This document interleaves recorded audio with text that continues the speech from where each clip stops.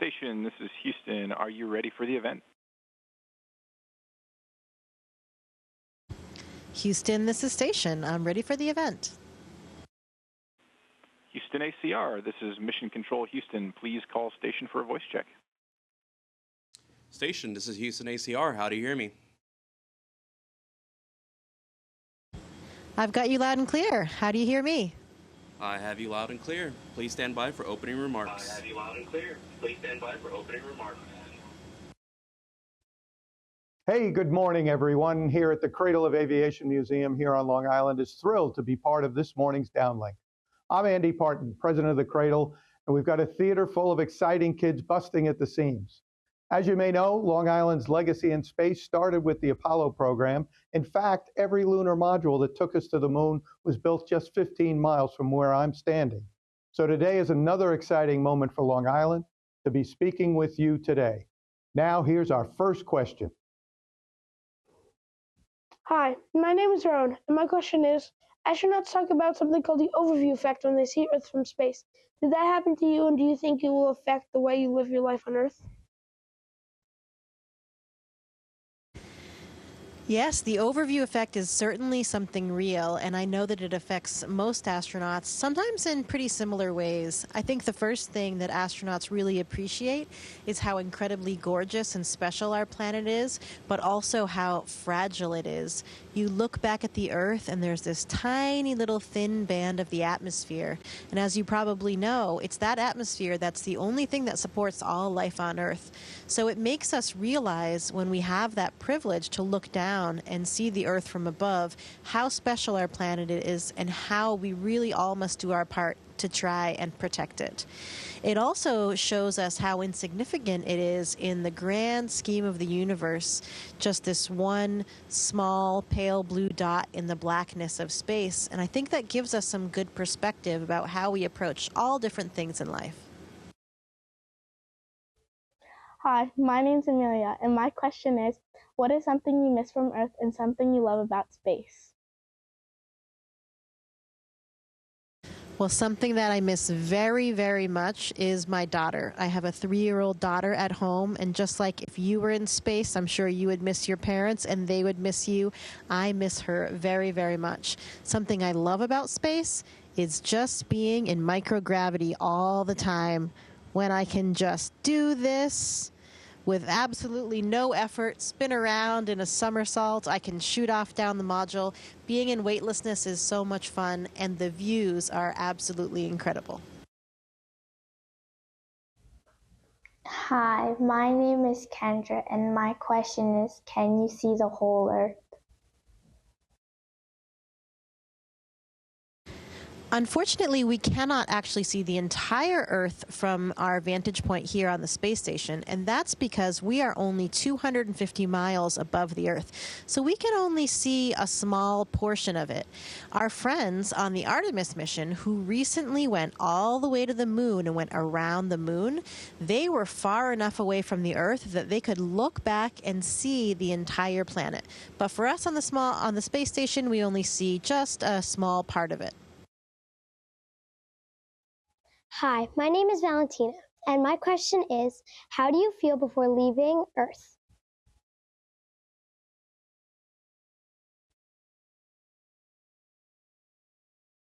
Sorry, can you repeat that one, please? The question was, how do you feel before leaving Earth? How do I feel before leaving Earth? That is a very complicated process, I think, for all of us, because everybody feels different levels of excitement and anticipation.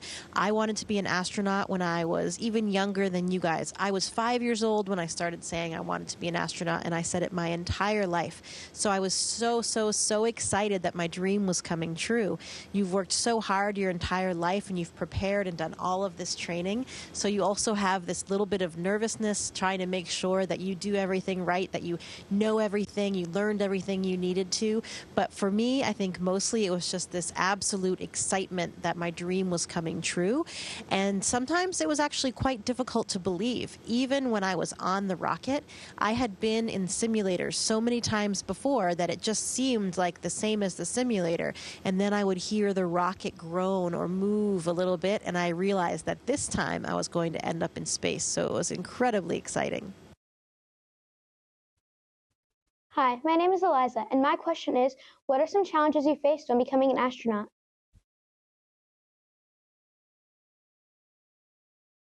What does it take to become an astronaut, I think was the question. It's a little bit distorted our comm right now, so sorry, I'm having a little bit of difficulty hearing. I'll try to adjust the volume a little bit. But for us to become astronauts, one of the things that we all have in common is that we have a STEM degree: science, technology, engineering, and math. So if you like any of those subjects, you would be very well suited to come work with us at NASA, whether it's up here as an astronaut or it's down on the ground as a flight controller or an engineer or a scientist building things or testing things. We need all kinds of people at NASA. We also need people that are lawyers. We need people that are administrators. We need all types of different people. So even if you don't have a STEM degree and you're interested in NASA, there could be a spot there for you as well. Hi, my name is Annabelle, and Ibrahim's question is, what kind of noises do you hear on the space station, and how do you get used to them?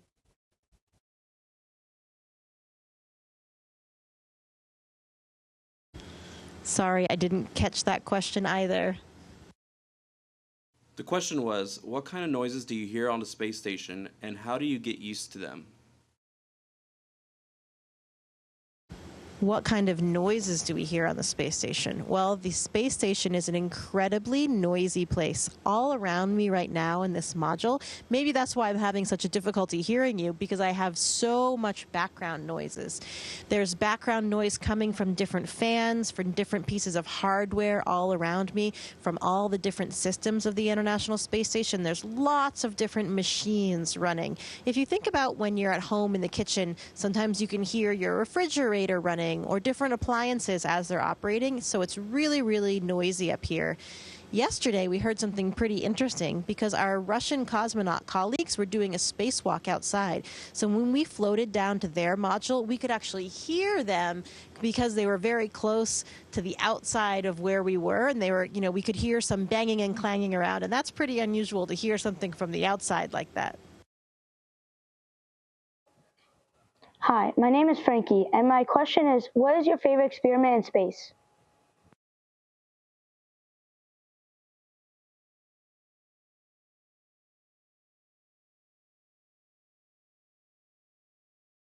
My favorite experiment in space. There are so many different experiments that we do up here on the International Space Station. And I'll talk about some that I really love doing because I've been doing them for the past week or so. And they are right here in this that you can see in the corner of the view here. This is actually the Life Sciences glove box.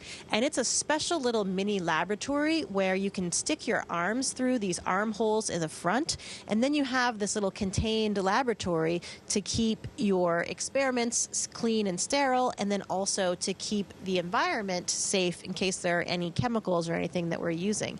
So I was doing some really interesting cell biology experiments, and one of them was looking at different types of cells in your body, mainly ones that are produced in bone marrow or they're produced in as part of your blood cells, basically. So they're called megakaryocytes and also platelets. And these types of cells are very, very important in the clotting response for blood. So, when you cut yourself, you stop bleeding eventually because your blood clots. And that's a very important process. But sometimes astronauts actually get clots in their bodies in space, and that can actually be quite harmful. It can lead to things like strokes, and we don't want anything like that to happen up here on the space station. So by studying different types of cell biology experiments like that one, we can learn a lot and how to help astronauts in the future. And a lot of these experiments also have really strong applications to human medical conditions on the ground. So the research that we do up here can literally help patients survive on the ground. Hi, my name is Henrik, and my question is, we know you're growing food, but what is your favorite thing you are growing? That's a great segue from the previous question because a lot of our experiments up here, or at least some of them, involve growing things that are actually food items. On my first mission to the International Space Station, we grew Mizuna lettuce, and that was this big leafy lettuce, and we were growing it under two different wavelengths of light, a reddish light and a bluish light. And the best part about that experiment was that at the end of it, we had to harvest the samples, and of course we had to send some back down to the scientists on the ground, but the other part we got to eat, and we got to have a fresh salad, which made me really, really happy because we don't have a lot of fresh fruits and vegetables up here. Right now, just in the module that I can see on the other side of the space station here, we are growing alfalfa in the same facility where we grew that lettuce. So two different types that I've witnessed, but we've also grown a lot of other types of vegetables. Bok choy, we've grown peppers and tomatoes, some really interesting stuff, and it makes for a great snack, and it's a great way for us to spend our time with something alive and green and growing here on the space station. Hello, my name is Samson, and my question is, how long is the trip to the International Space Station? So it actually only takes a little bit over 8 minutes to get to space. Once those engines of your rocket ignite, you are in space and in weightlessness like this in only just over 8 minutes. But then it depends on which vehicle you fly on and how long it takes for you to get to the space station. Because you not only have to get to space, you also have to then meet up with the space station in a certain point so that you can dock together. And that's all dictated by where you are when you launch and where the space station is when you launch and where you're going to rendezvous as well. So for me, my first flight was on a Russian Soyuz rocket. In that vehicle, it took us 6 hours to reach the space station. Now, Soyuz missions actually only take about 3 hours, so that's 2 orbits around the Earth. Pretty fast. For us in the SpaceX Dragon, we actually took a little bit longer, just again based on where the space station was when we launched and where we were. And it took us over 30 hours to get to the space station. So we spent much more time in the vehicle than I did on my previous mission. Hi, my name is Genesis, and my question is, how do things feel different when you return to Earth?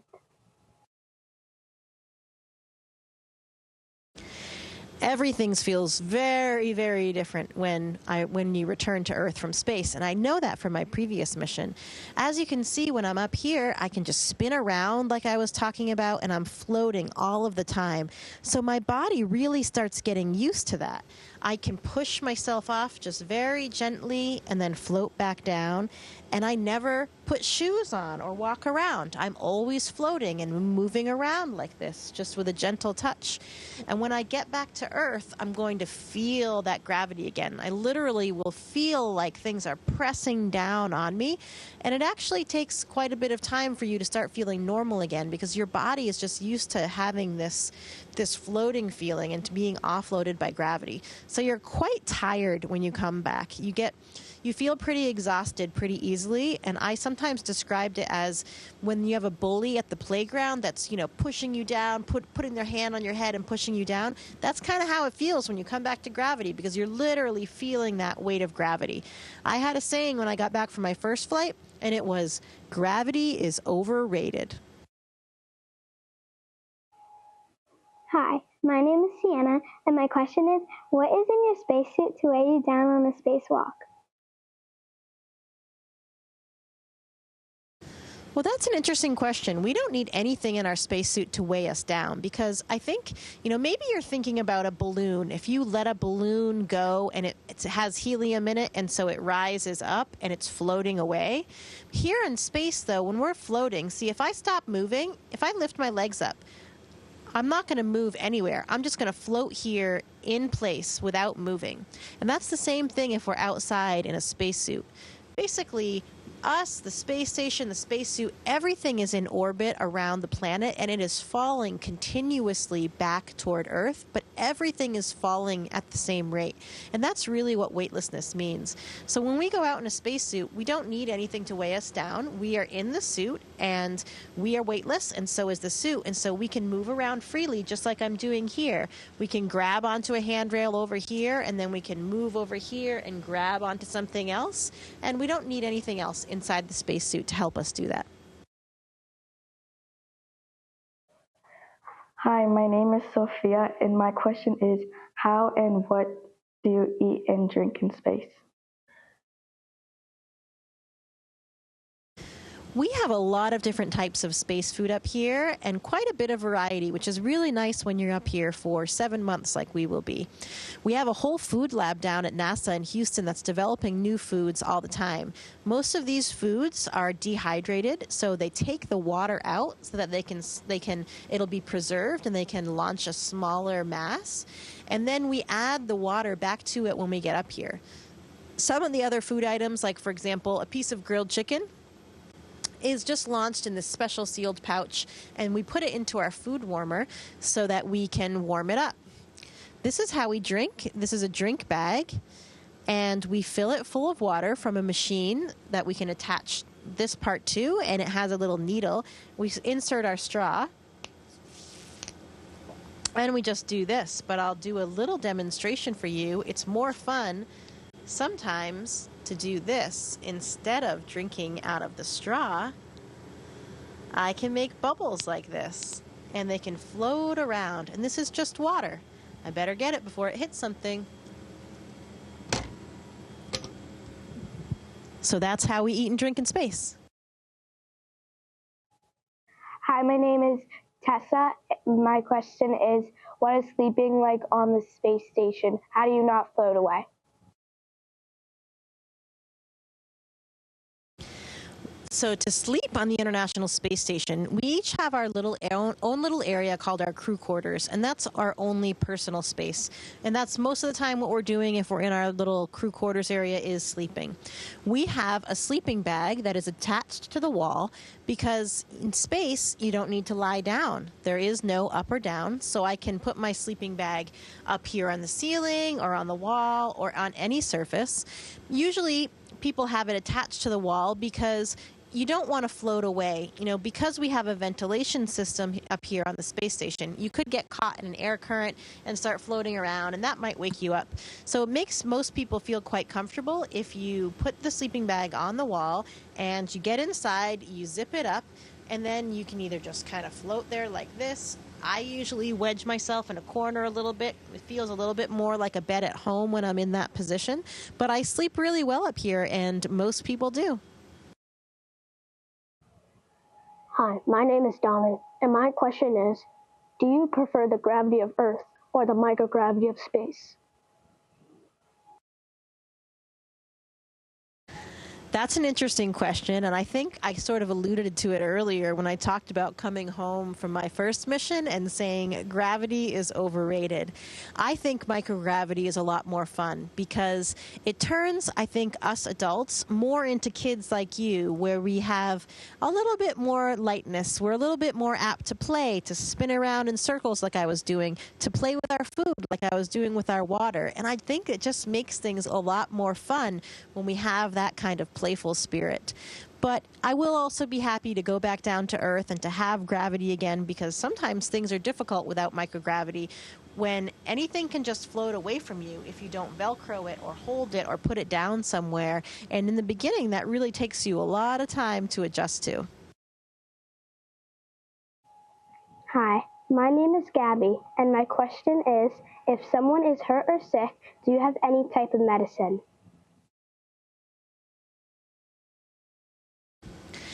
Well, especially since we're up here for very long periods of time, like 7 months, like I mentioned, then it is pretty likely that something's going to happen. Somebody's going to, just scrape themselves and need a Band-Aid. Somebody might develop something that they need some medicine for.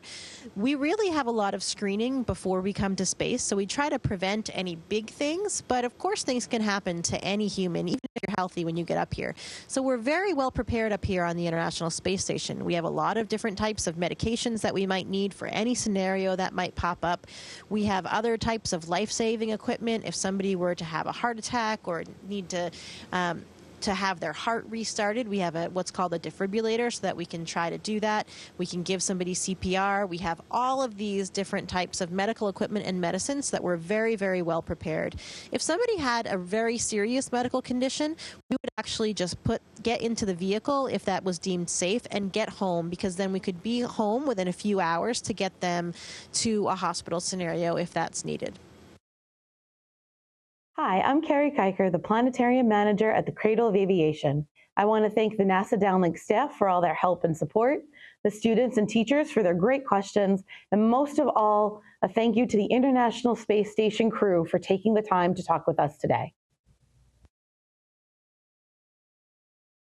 It was certainly my pleasure to be here speaking with you today. I know that you at the museum do so much to inspire. For example, my colleague Jack Hathaway, who's up here right now, remembers going to your museum as a child. He grew up in Connecticut, so he wasn't too far away, and he turned out to be not only an astronaut, but a Navy F-18 pilot. So thank you for inspiring the next generation of scientists, engineers, and explorers. Goodbye. Station, this is Houston ACR. That concludes the event. Thank you to all participants. Station, we are now resuming operational audio communications.